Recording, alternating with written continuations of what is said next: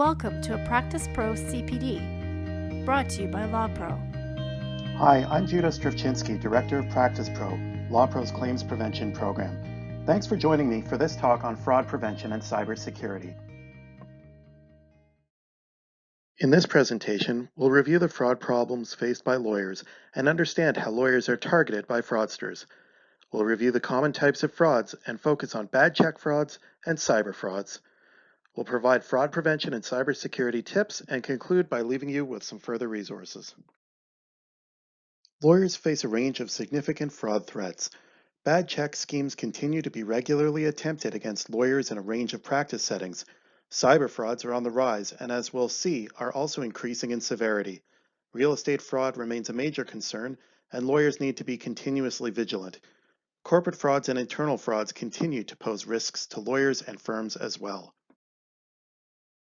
Today's presentation focuses on bad checks and cyber frauds. For a presentation on real estate fraud, including corporate frauds in the real estate context, please see practicepro.ca's CPD page for a separate presentation on this topic. It's important to understand the nature of the problem. Lawyers can become involved in what are actually fraudulent transactions in different situations. We can be retained to give an air of legitimacy to what's actually a criminal transaction. We could be sought for services to create a company or a trust or through the purchase of real estate, when in fact the ultimate objective is to money launder through those entities. At times, our trust accounts are sought in order to hide the money trail following a fraud. Lawyers can also be the target for fraudsters. Lawyers are targeted in part because we have bank accounts. Our bank accounts can be used to try to perpetuate bad check frauds or real estate frauds, where money ends up going out of our trust account before we realize that a check that we've received is no good, and then we're stuck with a deficit in our accounts. We're also targeted as small business owners. Ransomware attacks and phishing efforts are commonplace across all industries, but the legal industry is particularly prone to being the subject of such attacks. So, fraudsters prey on human nature and vulnerabilities, and lawyers are vulnerable in part because of our professional calling and our professional training. As lawyers, we try to help people. We try to help clients. We try to help on transactions. We try to help people resolve disputes. We try to help people reduce conflict. We're also afraid of screwing up. We're afraid of making mistakes.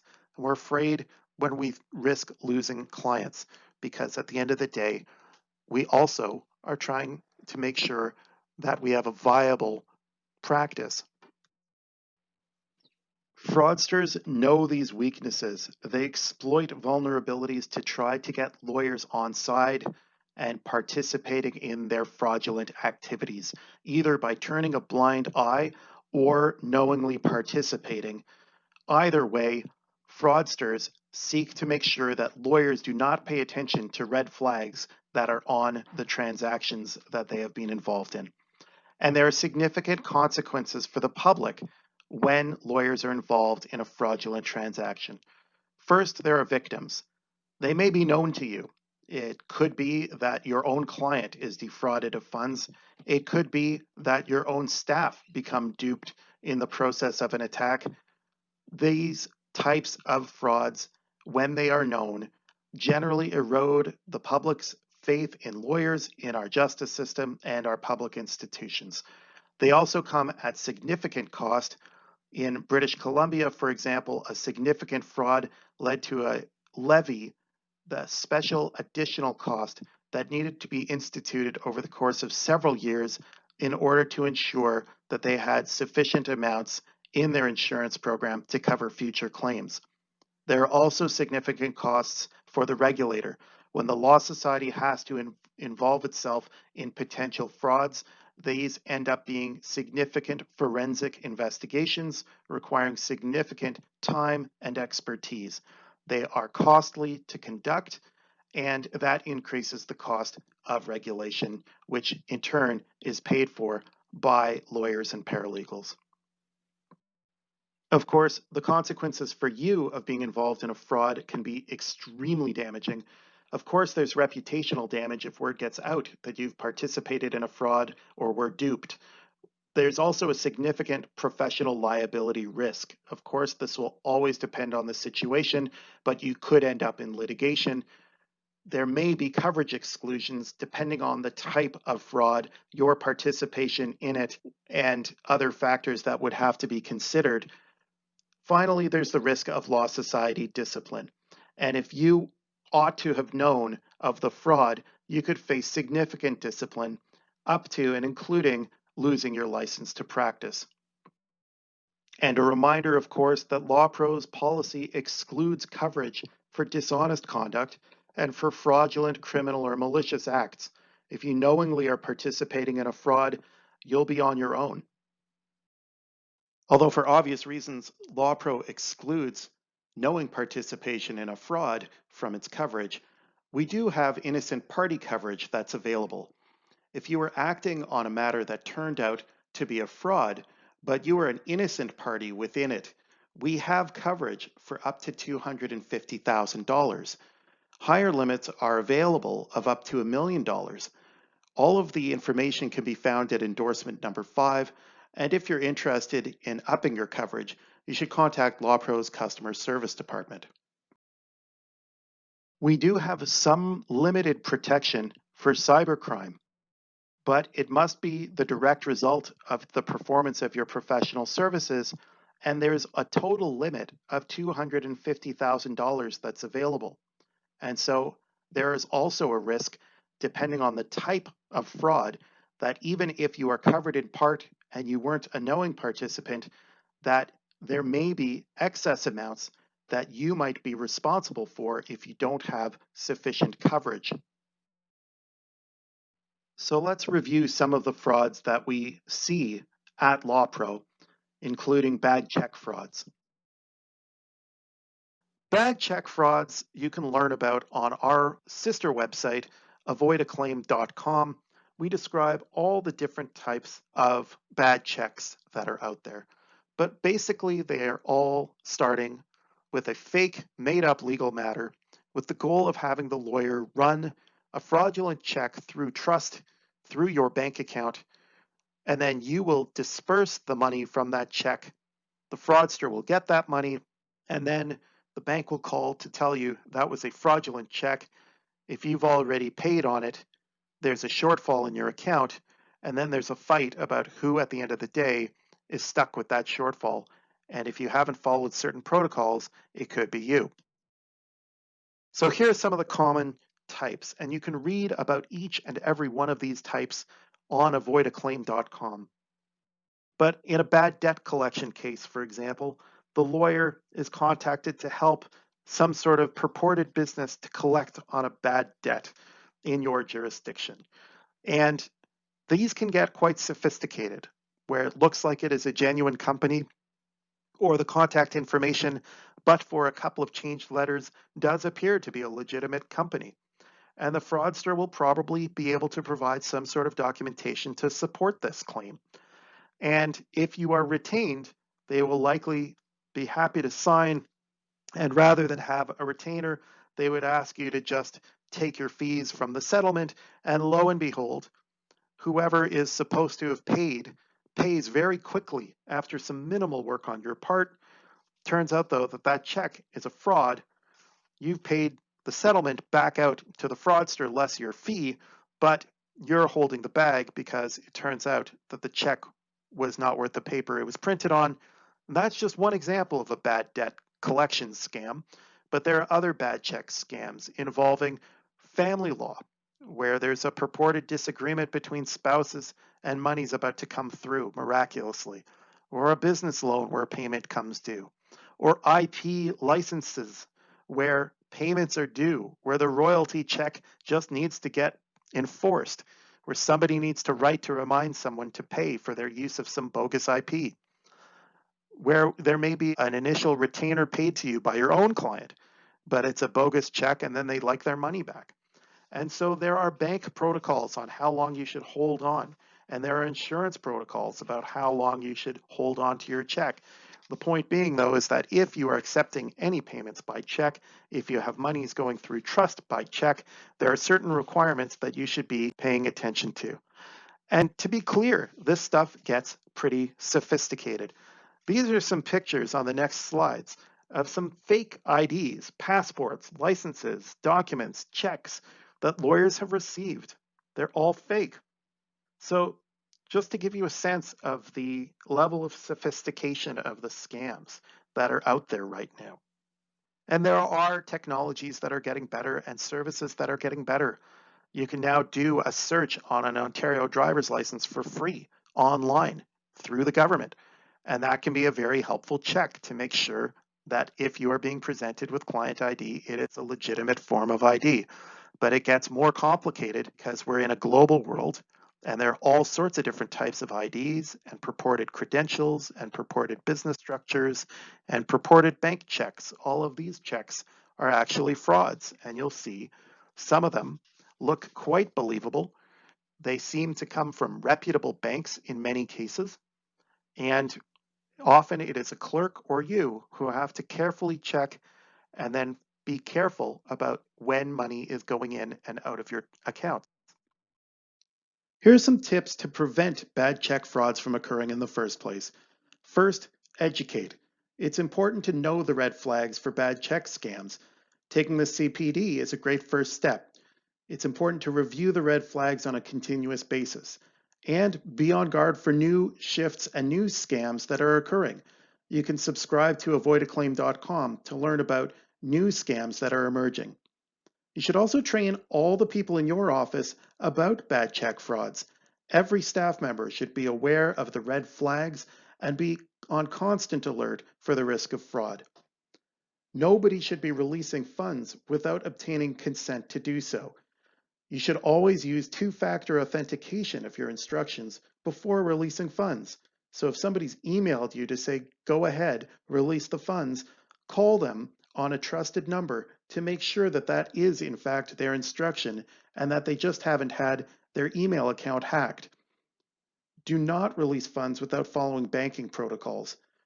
You need to wait to make sure that the check has been verified.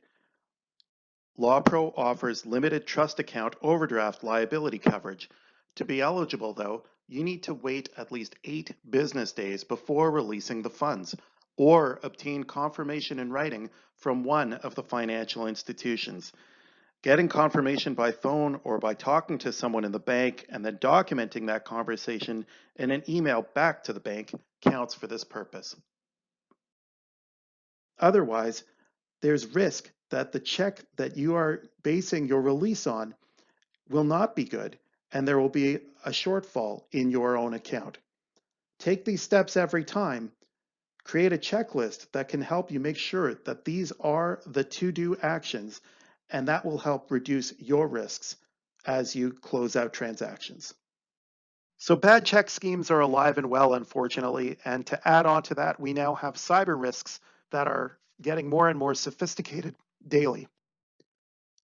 You've probably heard of ransomware attacks already, and these are nightmarish scenarios where cyber criminals are able to infiltrate your system and extract your data.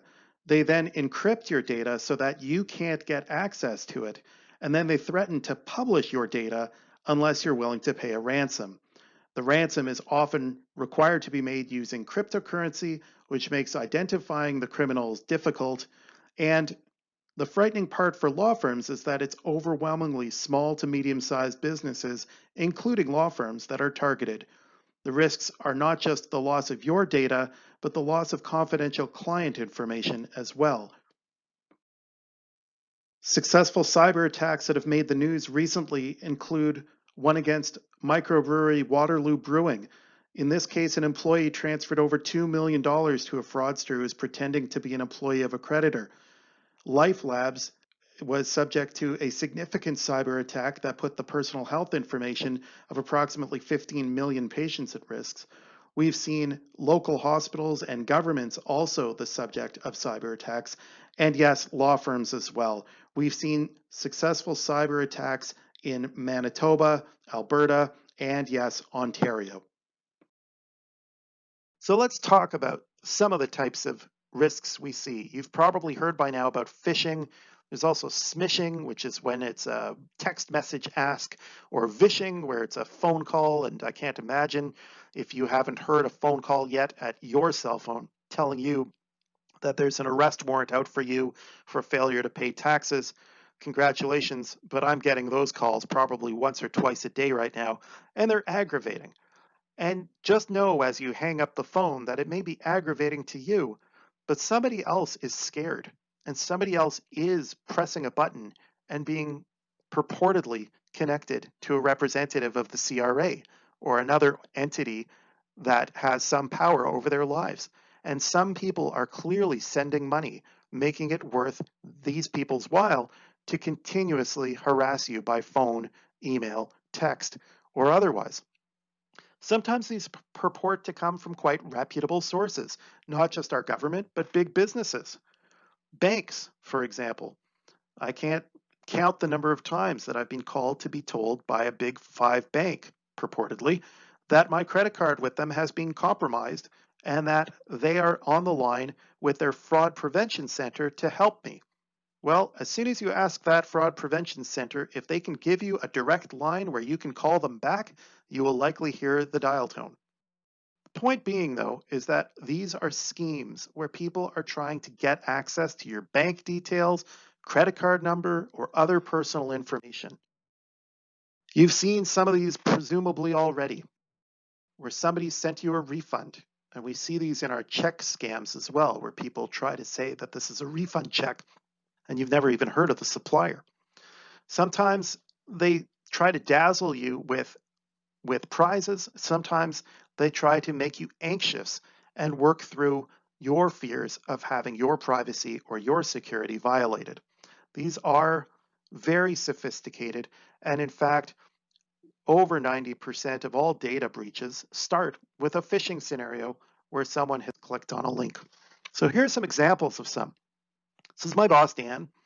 I'm regularly phished, by the way, where I get emails that purport to come from Dan asking for my urgent help on something. And if I didn't know that Dan wouldn't act that way, I might actually write back. And if I didn't scroll over the email, I might not realize that that wasn't his LAWPRO address. But here's a purported purchase from Air Canada, and it looks pretty convincing.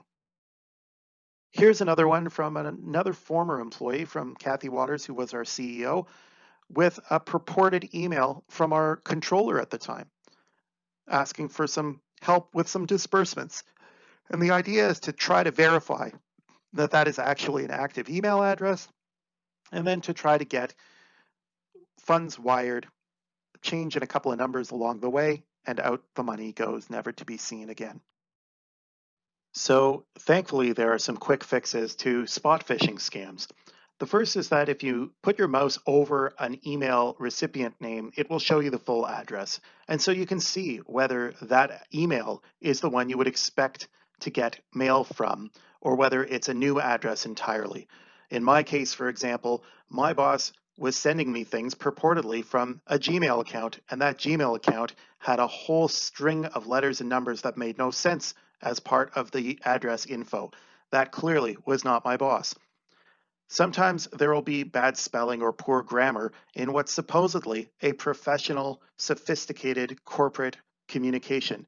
It's unlikely that a top 5 bank, for example, is going to have a mail out loaded with these types of errors. Sometimes the content simply makes no sense. Usually that's because a fraudster is trying to dazzle you with big terms to scare you into action, but oftentimes for sophisticated readers, it does the reverse. Those promises of receiving big money, or conversely, those threats that something bad has or is about to happen to you, are also key indicators that something might be suspicious or fraudulent. You should be on guard anytime you see an email that's asking you for money. Even if it's from somebody you trust, you should be very cautious. You might want to pick up the phone and call a friend rather than respond directly by email, just to make sure that this actually is a legitimate request for assistance and not an email that's been hacked by a fraudster. We step it up a notch and we have the hacked email account. Somebody might have successfully found your email information or password, and we have seen this happen where law firms have lost control over an email address, someone has hacked it, and they are watching and waiting. And then they are sending an email directly within the organization. So, for example, we saw a transaction where on the eve of the sending of hundreds of thousands of dollars for the purchase of a home, a purported employee of a law firm asked for an electronic sending of funds. And if it wasn't for a very knowledgeable clerk on the other side of the transaction who knew that that firm had previously never changed payment instructions in this way, and who called the purported sender of the email to ask, are you sure that's what you would like done? This might have actually succeeded. And there are different ways that this type of scheme gets played. Their varieties involve third parties or other lawyers. The point is just because you get an email from somebody doesn't mean it's necessarily them. And so it's really important to use two-factor authentication. Just like how sometimes if you try to enter your Gmail address or your bank from a new device, they may text you a code. You want to verify by independent means before you send any money anywhere. And so if your boss emails you to say, send money, pick up the phone or walk by their office to make sure that that's actually the instruction. Or if your client has said, pay it, call them back. Make sure that's right. Call them on the number you know is theirs. Make sure it's right, because otherwise that money might go out, and by the time that happens, it's probably too late. We're seeing this a lot these days, this website theft, and it's another example of lawyers who are trusted, and so fraudsters take advantage. We see fraudsters copying website content to build their credibility on their own scam. This probably has nothing to do with the lawyers whose content they've stolen, but what they do is they take pieces of different websites to make what on first glance looks like a credible law firm website. And then they use that to try to encourage people to send money their way on one scam or another where they purport to be a lawyer. And we've been seeing calls about this repeatedly where people are claiming to be lawyers who are offering services in Ontario and providing the name of an actual lawyer providing services in Ontario. And they actually sometimes get better Google hits than the actual lawyer's website. There's not much that can be done. We typically suggest advising the Law Society so that if a member of the public has been duped and has sent money along to a purported law firm, when they complain about that lawyer's already told the Law Society to be on alert. We suggest you contact the website provider to ask for a takedown, and we've got some general guidance on our blog about what else you can be doing. But the truth is lawyers are trusted, and so some people try to piggyback on our goodwill and might even try to piggyback at one point on your own brand, your own image, your very name, your very practice to try to take money from innocent individuals. So it's worth knowing that that's out there. With all that in mind, it's really important to know the tips for how to surf and how to use your tech properly. And a lot of this will likely be pretty basic stuff for you, but it's worth the general reminder. And this is one that we can all use from time to time. So when we're surfing the web, we need to know where we're surfing. Think about that website you're going to. Is it secure? Is it something you know? Or are you clickbaited down into the abyss of the internet and you don't know what you're looking at or why anymore, or who might be providing this site? Here are some surfing don'ts. Don't engage in transactions unless you see HTTPS. There are some out there with HTTP. The S is for secure. Don't go to unknown websites, and certainly don't send any money through unknown websites. USB keys are probably going the way of the dodo, but in the meantime, be really careful sharing them. We've all got stories of lost USBs. If you are using a USB, please encrypt it, lock it, make sure people can't open it. You shouldn't be downloading software unless it's from a reputable, trusted site. And don't click the yes or okay on pop-ups unless you really intend on going there. Remember that you can always shut down your computer if you've gone into some unknown terrain and you're uncomfortable, and that will likely help you avoid disaster. You want to check your gear. Unsecured internet connections are super appealing when you're really in need of some help and you can't get a signal, but just know that those that are purporting to be providing that internet, they may not be there with full good intentions, or it's possible that others might know that that link is there too, and some hackers will take advantage of that. So the hacker's Wi-Fi, you might see Starbucks, for example, not deliberately picking on one in particular, but when you see links, are they really to the Wi-Fi network you're looking for?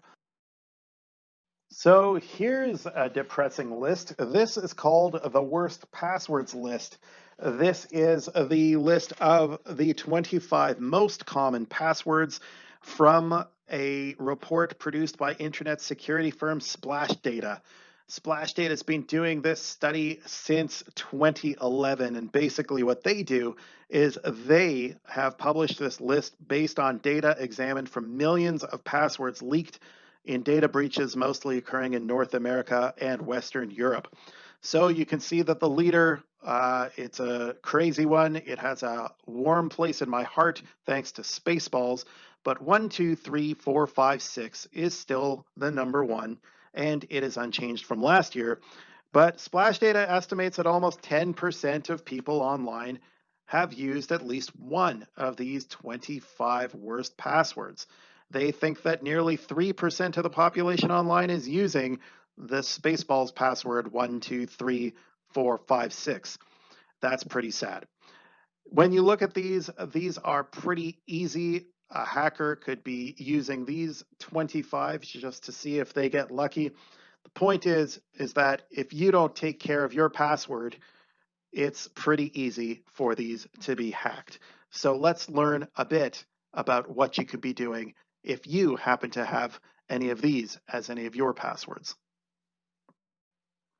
Password security really boils down to how sophisticated a string of letters, numbers, and symbols you're able to use. A 9-letter password that's just letters, according to howsecureismypassword.net, can be cracked in about 2 minutes. And keep in mind, technology just keeps getting smarter, so that 2 minutes is likely going to drop over time. It gets harder to crack as you add new levels of sophistication. According to the same website, if you add 2 numbers to a 9-letter password, it can take a month to crack using current technology. If you add a symbol to those 2 numbers and 9 letters, it can take over a century, currently 2 centuries, before you can crack most passwords. So adding symbols and numbers to letters is a key. All of this leads to our password best practices. First, you want to regularly change your passwords on key accounts, just to make sure that you're not compromised over time. You need to change any passwords that have been compromised immediately. When you get a password data breach from a provider, it's vital that you switch that password out ASAP. You would like, ideally, to use different passwords for different accounts. That can be hard to keep track of, and that's why there are password managers. These are very low cost, and there are all sorts of different managers available out there. One option would be to go check out PC Magazine, or to talk to some friends, or to check out as you would see fit on Google to figure out one that works best for you. But these password managers help keep this simple. Biometric, not everyone goes for, but those who do, keep in mind that you can now sign into your bank, your computer, your phone, using a fingerprint or retina scan, depending on the level of biometric scan. These do enhance security. Of course, there are privacy concerns that you may have.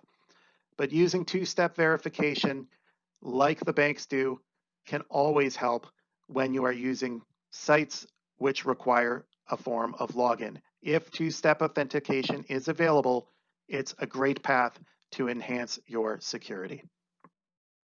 So here are the key lessons. First, lawyers are targets for fraud. We're an attractive fraud target because we operate trust accounts and because we're small businesses.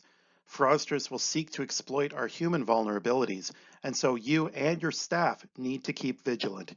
You should stay up to speed regarding new frauds, train your staff about fraud prevention, always stay vigilant, and when in doubt, ask for help.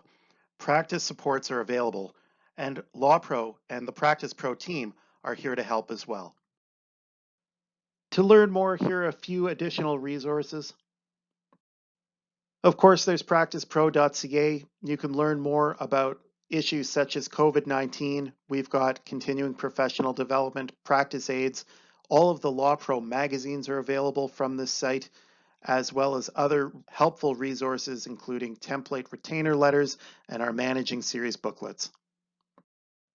You can download LAWPRO's fraud fact sheets for cybercrime and bad check scams and for real estate from practicePRO.ca. These resources provide key tips for what to do if you have a suspicious matter. AvoidAClaim.com has the latest news on claims prevention and practice management. It also has fraud warnings and descriptions of the common frauds that lawyers see. You can subscribe for updates right at AvoidAClaim.com in the top right. And if you ever do hear of a suspicious matter involving lawyers, feel free to shoot us an email. This is where lawyers send us their info, fraudinfo@lawpro.ca, and they sometimes call us directly. We have a fraud team at LAWPRO who take what we call hot calls, which are real-time calls from lawyers out there who need some help determining whether a suspicious matter is potentially fraudulent. Thanks very much for watching. Feel free to connect with me personally and follow LAWPRO and practicePRO on Twitter. LAWPRO also is on LinkedIn. We look forward to staying in touch. Thanks very much.